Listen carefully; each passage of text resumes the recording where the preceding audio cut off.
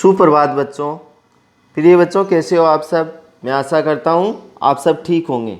तो बच्चों, मुझे बताओ, आपने लोमड़ी और खरगोश की चतुराई की कई कहानियाँ तो सुनी होगी।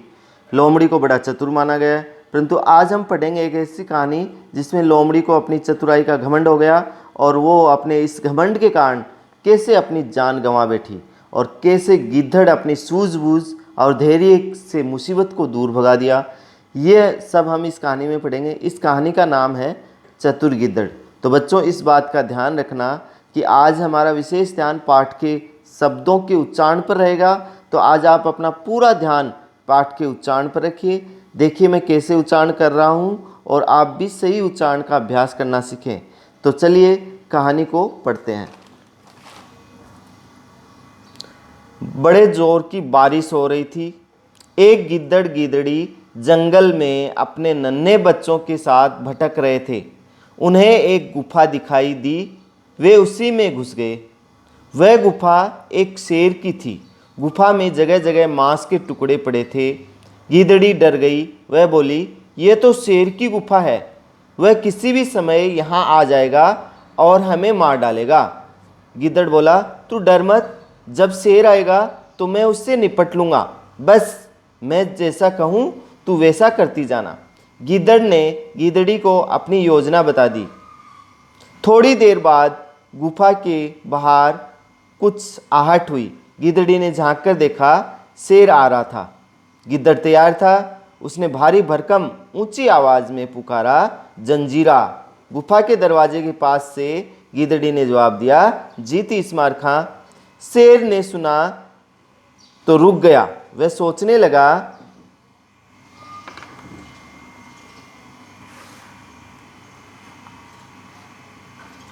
तीस मार खां, यह तीस मार खां कौन है? जरूर कोई भयानक शक्तिशाली जीव होगा, तभी तो मेरी गुफा में घुसने की उसकी हिम्मत हुई। शेर उल्टे पांव लौट गया। उसने यह बात जाकर अपने साथियों को बताई। वे सब उस पर हंसने लगे। एक साथी बोला, भाई तुम तो बड़े डरपोक निकले, कहते अपने को जंगल का राजा हो। चलो हम तुम्हारे साथ चलते हैं, देखते हैं कौन बड़ा तीस मार खां है। शेर बोला, मैं बता रहा हूं कि वहां जाना खतरनाक हो सकता है, लेकिन तुम लोग कहते हो तो चलता हूं। वे एक साथ गुफा की तरफ चल दिए। तीस मार खां से मुकाबला करने के लिए उन्होंने सोचा कि क्यों न हम एक दूसरे की पीठ पर चढ़ जाएं, इससे हम भी भयानक और शक्तिशाली लगेंगे। वे एक दूसरे की पीठ पर चढ़ गए। गिद्धड़ ने उन्हें आते देखा तो रोबीली आवाज में बोला, अरे जंजीरा, ये बच्चे क्यों रो रहे हैं? गिद्धड़ी बोली, बच्चे भूखे हैं, ये शेर का मांस मांग रहे हैं। गिद्धड़ ने कहा, सुबह ही तो मैं एक शेर मार कर लाया था। गिद्धड़ी बोली, तीस मार खां जी, बच्चों को शेर का ताज़ा मांस चाहिए। मुझे शेर की गंध आ रही है। आप बाहर जाकर जल्दी से शेर मारकर लाइए।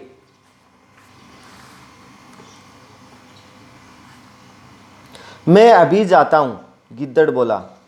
सबसे नीचे खड़े शेर ने गिद्धड़ गिद्धड़ी की बात सुनी तो उसके पसीने छूट गए। वह जो दुम दबाकर भागा तो उसके ऊपर खड़े शेर भी धड़ाम धड़ाम करते नीचे आ गिरे। वे भी गिरते पड़ते जान बचाकर भागे। रास्ते में एक लोमड़ी ने उन्हें भागते देखा तो पूछा, क्या बात है, आप लोग इस तरह घबराकर क्यों भाग रहे हैं?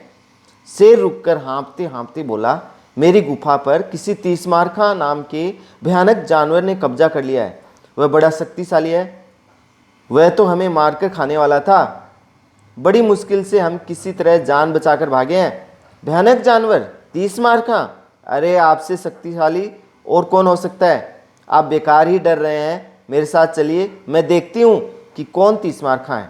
लोमड़ी बोली, न भाई न, मैं नहीं जाऊँगा। इतनी मुश्किल से तो जान बची है और तुम्हारा क्या भरोसा? मुसीबत आते ही भाग गई तो? शेर बोला। लोमड़ी ने कहा, आप इतना क्यों डर रहे हैं?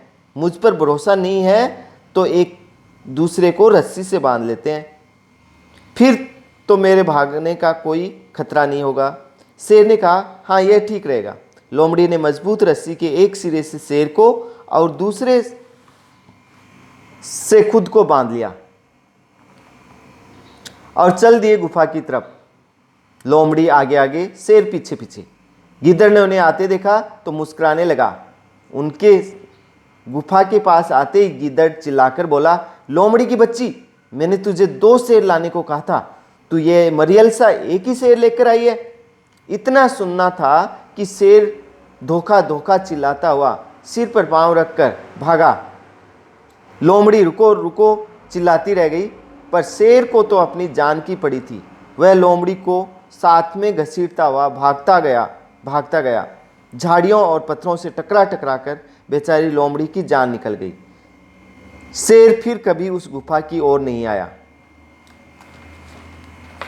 तो बच्चों, अभी हमने पाठ पढ़ा कि किस तरह से गिद्दड़ अपनी सूझबूझ और धैर्य के कारण उसने न केवल अपने परिवार की रक्षा की, बल्कि जंगल के राजा शेर को भी हराकर उसकी गुफा पर अपना कब्जा कर लिया। तो बच्चों, अभी हम शब्दार्थ की ओर चलते हैं। भटक रहे का अर्थ है बिना मंजिल के इधर उधर घूम रहे। निपट लूंगा का अर्थ होता है भुगत लूंगा, यानी परिणाम जो होता है उसको देख लूंगा। निपट लूंगा, भुगत लूंगा। योजना, कुछ करने की सोच या व्यवस्था। आहट, यानी कि किसी के चलने की आवाज़ जो होती है उसको आहट कहते हैं। तो चलने की आवाज़। भयानक, डरावना। शक्तिशाली का अर्थ है ताकतवर। जीव, प्राणी। गंध, बू। कब्जा का अर्थ है अधिकार। शिरा यानी किनारा।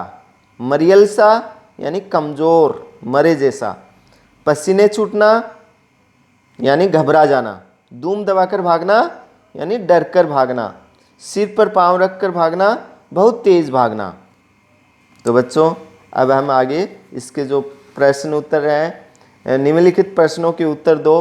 तो हम एक एक प्रश्नों के डिस्कस करते हैं। गिद्धड़ी ने यह क्यों कहा कि यह शेर की गुफा है?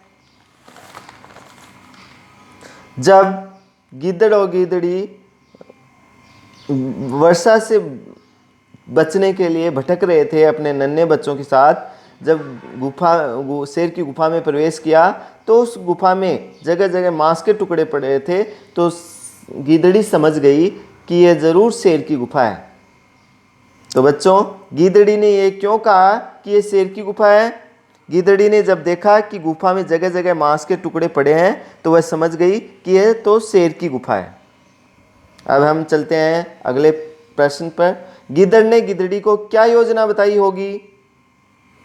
अब हमें ये अंदाज़ा लगाना है कि किस तरह से गिद्धड़ और गिद्धड़ी ने अपनी योजना बनाई होगी। गिद्धड़ ने गिद्धड़ी से कहा होगा कि हम लोग ऐसा व्यवहार करेंगे जैसे कि गुफा के अंदर कोई बहुत बड़ा शक्तिशाली जीव है जिसका नाम तीसमारखा होगा, जो बहुत भयानक व शक्तिशाली जीव है। गिद्धड़ ने गिद्धड़ी को शेर को डराकर भगाने की योजना बनाई। अब हम आगे चलते हैं अगले प्रश्न पर। जी तीसमारखा, सुनते ही शेर उल्टे पांव क्यों लौट गया? तीसमारखा का मंत्री, जिसका नाम जंजीरा था, वह तीसमारखा की हर बातें माना करता था। तो जैसे ही जंजीरा ने कहा कि तीसमारखा, तो शेर समझ गया कि वह अब अपने बच्चों के लिए शेर का मांस लाएगा। अब है अगला प्रश्न। शेर ने स्वयं को लोमड़ी के साथ क्यों बांधा? क्योंकि शेर को लोमड़ी पर भरोसा नहीं था और लोमड़ी उसे दगा देकर भाग न जाए तथा शेर की भी हिम्मत बनी रहे, इसलिए शेर ने स्वयं को लोमड़ी के साथ बांधा। अगला प्रश्न है, गिद्धड़ की बात सुनकर शेर क्यों भागा?